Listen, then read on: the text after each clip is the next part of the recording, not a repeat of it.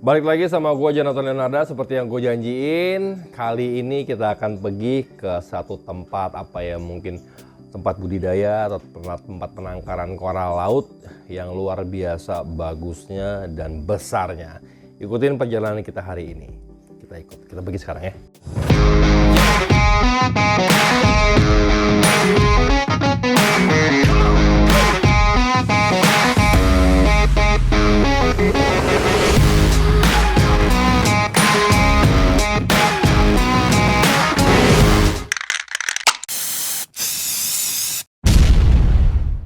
Ya, hari ini kita jalan. Kebetulan mobilnya udah kepisah. Jadi di sini gua sama istri gua, sama Jordan, sama Arman. Kita akan menuju ke tempat teman gua, sahabat gua Dwi. Tempat penangkaran koral. Tapi dia tidak menggunakan sistem yang konvensional di laut, tapi pakai sistem. Pokoknya keren banget.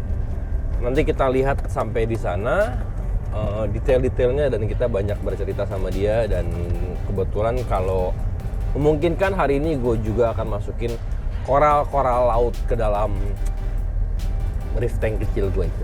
Ikutin perjalanan kita ya.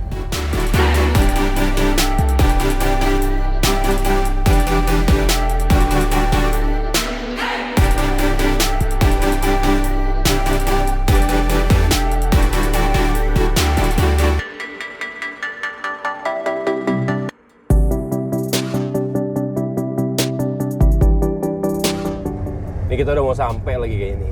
Nah, tempatnya emang kayak masuk ke dalam gitu kan.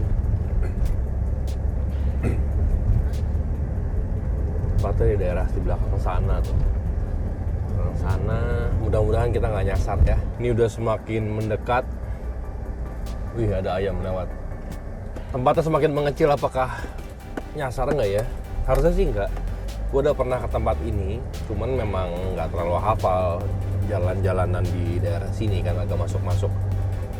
Tapi semoga kita sih aman. Si Bu, emak-emak parkir nggak ada duanya lah, juara. Jalanan semakin habis sekarang ke ini, mulai ke Makadam. Ini tempat terselubung, tempat tersembunyi, tapi punya harta yang luar biasa di dalamnya. Bener jalannya nih. Terus sebentar lagi kita sampai. Pokoknya jalan-jalan hari ini pasti membuahkan hasil yang luar biasa. Ya semoga sih kameranya bisa mengambil detail-detailnya nih ya. Mudah-mudahan lah. Ya kita udah sampai nih. Nah,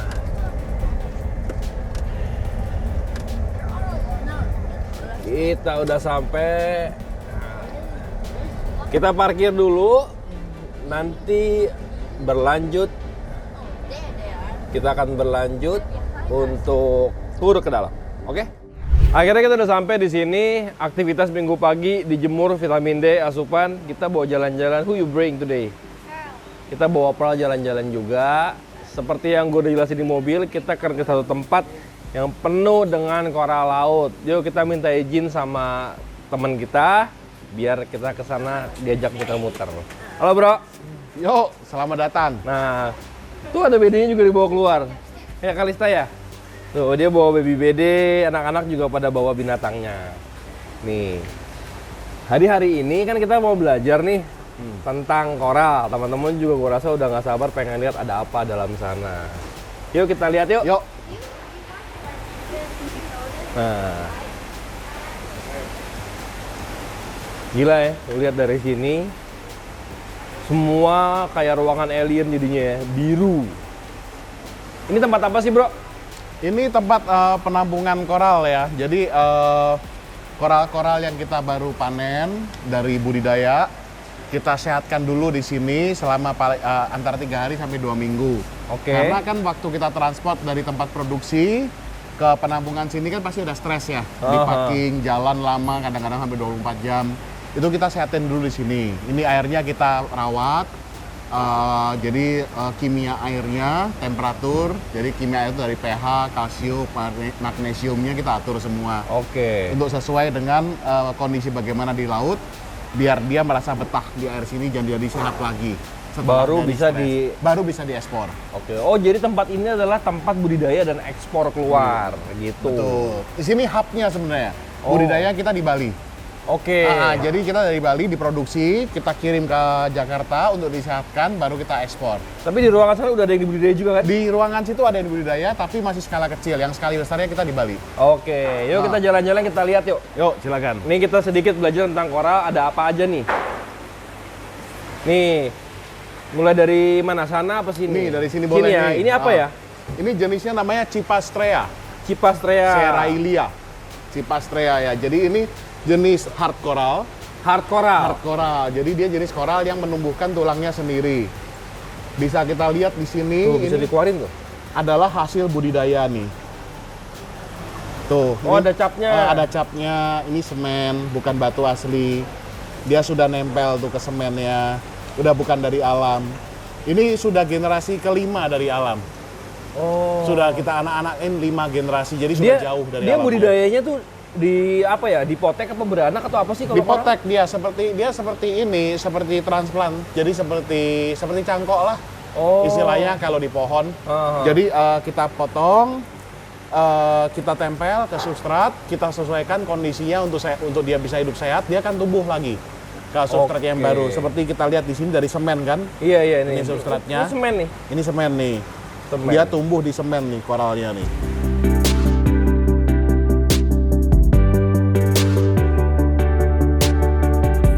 Nah ini ada warna-warni. Ini masih satu jenis ya? Satu jenis. Kalau Cuman terus warnanya macam-macam.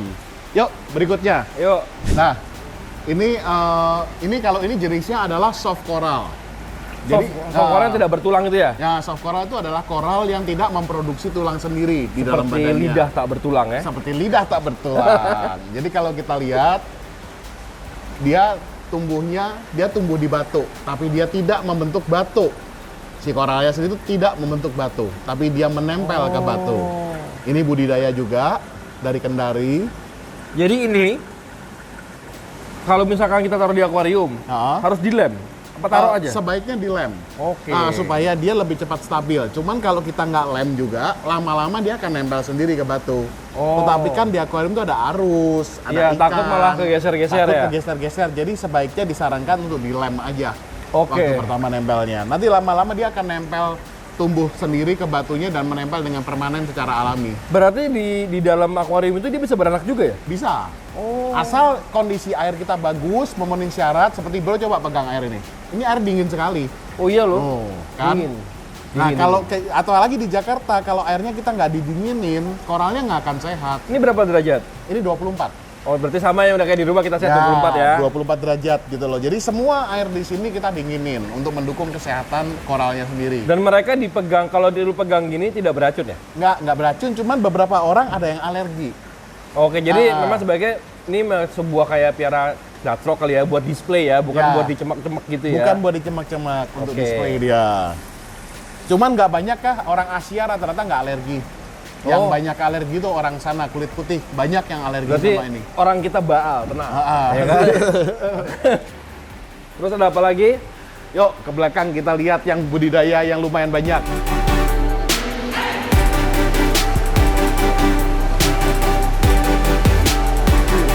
Nah ini ada contoh lagi nih. Ini salah satu produk kita yang paling laku nih. Itu kayak combo itu. Ya. Ini budidaya juga. Bagus banget. Ya. Soft coral. Ini bukan hard coral, ini soft coral. Ini salah satu. Ini anak-anaknya? Bukan, ini anaknya yang akan ditempelkan. Oh, nih. Bisa lagi nih. Benih lah, Dia dari begini, dari kecil-kecil gini, ntar dirangkum lah gitu ya? Ya, di benih lah. Ini benihnya gitu. Ini buat penggerakan ekonomi daerah. Kegiatan-kegiatan ini sebenarnya bagus sekali. Nah, jadi untuk masyarakat pesisir, kegiatan ekonomi sangat mendukung nih. Ini salah satu bisnis yang bagus banget untuk mendukung ekonomi di ranah yang agak di bawah ya. Betul. Jadi kita mendukung untuk diekspor keluar dengan legal, dengan karena izin. ini legal, berizin dan teraudit oleh KKP Perikanan dan Kehutanan. Oke, jadi tempat sebesar ini bukan kaleng-kaleng, bukan cuma ngasal ngambil dijual, tapi memang dengan proper dan legal. Gua hanya mau meng-highlight sesuatu dengan yang proper, yang legal, dan inilah tempatnya. Terus ada apa lagi ya? Kita lihat lagi. Yuk.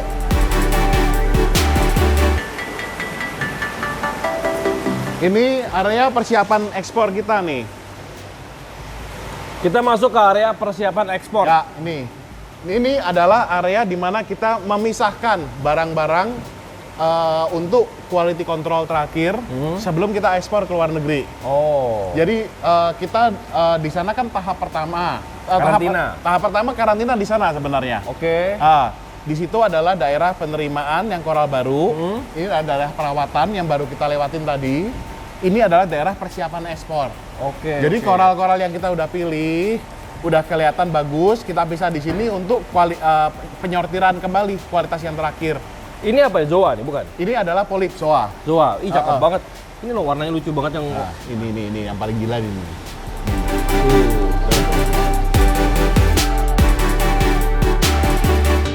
Cakep. Ini apa? Ini kolang kaling kembang atau Cataleophylla jardinei. Wih, cakep. Ini? Itu Blastomussa wellsi, Soft coral. hard coral. Oh, ini hard. Itu adalah salah satu favorit juga untuk pasar ekspor. Itu jamur ya? Donat ya, bukan? Donat. Donat. Kalau donat itu apa sih? Bukan, itu otak. Otak. Ya. Jadi ada donat, ada otak, kikil ada. Kikil, nanti gua bikinin dulu ya. Gua pesenin dulu nih. Ih, ini cakep sekali. Nah, ini Blastomussa semua. Ini masuk ke hard. Ini hard coral. Oh, ini cakep sekali. Bisa warnanya gini ya? Ya. Kayak stabilo ya? Emang gini bro, koral ya gini dah warnanya dah. Luar biasa. Ungu, merah. Jadi ada satu keindahan alam yang tidak tampak ketika di permukaan laut. Dan kayak gua kan kurang berani diving ya. Kurang bisa. Kita bisa nikmatin di kayak gini. Ini faktor edukatifnya sangat tinggi ya. Koral ini ya, karena kegiatan budidaya koral ini menyangkut biologi air, kimia air, fisika air, dan pengetahuan tentang biologis binatangnya sendiri. Oke. Jadi untuk seseorang untuk berhobi koral, untuk bisa sampai ke level mengembangbiakan, itu memang perlu pengetahuan saintifik ya, keilmuan ya, yang cukup dalam. Makanya hobi ini adalah hobi yang saya nilai secara pribadi amat sangat positif terhadap perkembangan mental dan edukasi masyarakat kita. Makanya saya sarankan untuk hobi ini digalakan terus di Indonesia itu, karena sangat mendidik. Jadi kita hari ini dapat kesempatan buat belajar dari teman kita sendiri, Dwi, yang udah punya pengalaman cukup lama ya. Lama, dari 2004. Dari 2004 sampai ke sekarang. Gitu. Oke, terus kita masuk ke mana lagi? Lihat sampai sana lagi nih. Kita masuk ke daerah yang banyak budidayanya situ. Ih, lucunya. Ini apa ini? Ini kolang Euphyllia glabrescens. Ini budidaya juga nih. Ini lucu loh, apa? Kayak ini nggak bisa gerak ya? Ini bukan anemon ya? Tuh. Ini adalah Euphyllia glabrescens atau nama lokalnya karang anemon. Tapi warnanya bagus-bagus, di rumah gua ada jelek itu loh. Nah, ini jenisnya persis sama yang di rumah lu, cuman punya yang di rumah lu hijau, ini emas. Ini bagus. Ya, tapi jenisnya persis sama yang di rumah lu. Plek. Ini budidaya, yang di rumah lu alam. Ini yang si Nemo suka tidur bukan sih? Bukan. Beda. Nah, di dalam itu kita banyak lakukan percobaan budidaya. Jadi jenis-jenis koral yang di Bali belum diproduksi, tapi kita sudah nemuin di Jakarta sini, kita coba dulu budidaya di sini. Kita lihat kecepatan pertumbuhannya, kegampangannya, resistensi terhadap hama, dan lain-lain. Baru kita oper ke Bali kalau udah berhasil. Yuk kita lihat. Kapan lagi belajar kayak gini kan? Keren. Nah, cuman memang kalau di laut, mudah-mudahan itu bisa keambil untuk warna-warnanya. Semua dominannya biru. Kenapa sih pakai lampu biru, bro? Kenapa nggak putih, hijau, kuning gitu? Karena begini, kita itu pada prinsipnya adalah mengemulasi bagaimana dia hidup di alam kan? Iya. Nah, kalau bro diving, di laut asli itu cahayanya hanya putih sampai 8 meter. 8 sampai 10 meter kedalaman. Di bawah 8 atau 10 meter itu udah biru. Karena cahaya merahnya, kan yang membuat warna itu jadi putih adalah spektrum merah. Iya. Nah, spektrum merah itu terfilter oleh air. Sehingga di kedalaman 8-10 meter itu sudah biru semua di laut juga. Oke. Nah, koral yang kita budidayakan dan kita perdagangkan itu adalah koral-koral yang hidupnya di kedalaman. Bukan di air cetek atau dalam garis miring daerah wisata. Karena memang aturan pemerintah tidak membolehkan kita memanfaatkan koral yang daerah wisata karena sudah kurang kan banyak kena wisata kan. Iya. Memang yang boleh dimanfaatkan hanya daerah yang masih lestari, yang masih utuh, yaitu 10 meter ke bawah yang dalam. Yang jarang lah orang nyemplung-nyemplung. Jarang lah. snorkeling. Kalau wisata biasanya kan yang 5 meter, 3 meter gitu kan. Betul.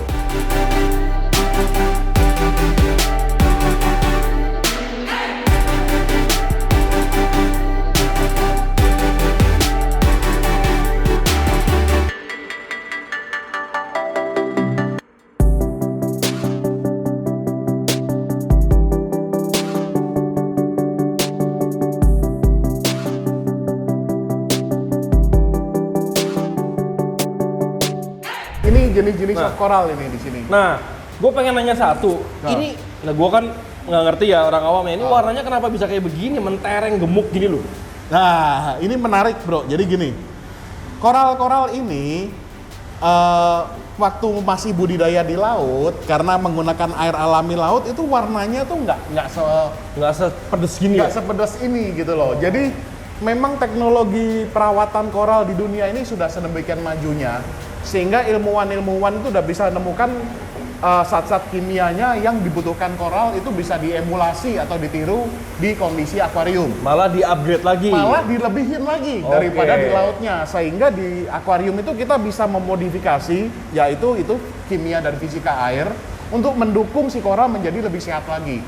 Hasilnya adalah ini, warna di penampungan atau di akuarium kita itu bisa lebih terang, koralnya lebih gemuk, lebih besar daripada kalau di alam. Karena memang direkayasa di akuarium itu sehingga lebih optimum lagi daripada di laut. Oke, jadi teman-teman kalau gue rangkum sebenarnya prinsipnya sama. Kita mau main di tumbuhan, di tanaman, dan di koral ini, kunci utamanya adalah yaitu fine tuning di suplemen. Kalau di kodok kan ke humidity. Nah kalau di sini environment-nya lah pastilah. Environment tuning itu sebenarnya nomor satu. Nomor satu. Kuncinya. Jadi kita mau bicara binatang apapun juga dah, mau burung, mau reptil, mau koral, mau ikan. Nomor satu adalah lingkungan di mana hewan ini tumbuh untuk perawatan. Itu menurut saya begitu. Setuju banget. Kita setuju dong. Setuju. Jadi key-nya. Jadi seperti gua sebelum kita merambah lebih banyak ke dalam hobi ini, nggak ada salahnya buat kita pelajarin dulu ya. Bagaimana mengemulasi lingkungan itu seoptimal mungkin. Setuju. Contoh nih bro, seperti di sini nih. Yuk kita lihat kolam ini nih.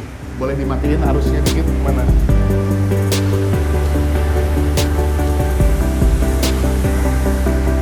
Di sini ini adalah murni hasil budidaya bak.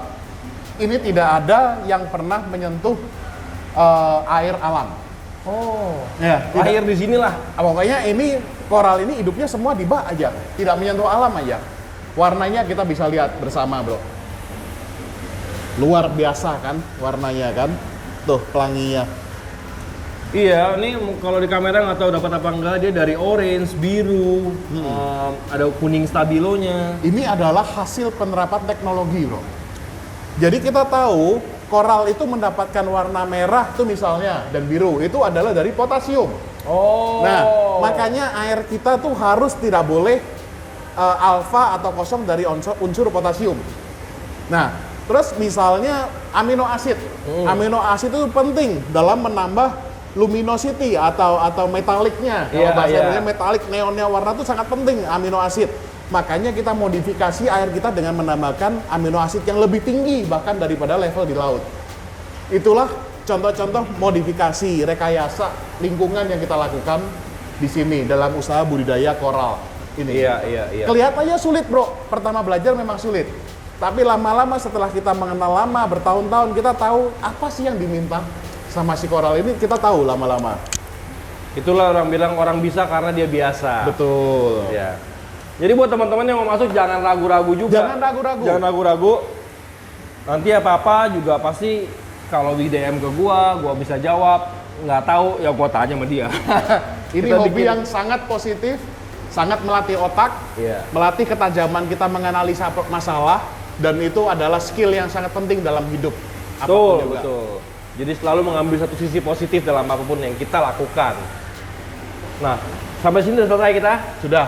Udah selesai. Sebenarnya kita masih ada section ikan lagi di sana. Jadi nanti gue lanjut karena udah kelamaan videonya. Nanti kita bikin part 2. Gue ada rencana mau masukin koral ke akuarium gue. Nanti gue tanya sama Dwi mau masukin apa dan bagaimana. Sekalian kita ikutin ini ya, lihat ikan nanti ya. Lihat ikan. Oke, sambung part 2. Sampai ketemu lagi. Thank you. Jangan lupa subscribe, like, dan share videonya. Bye.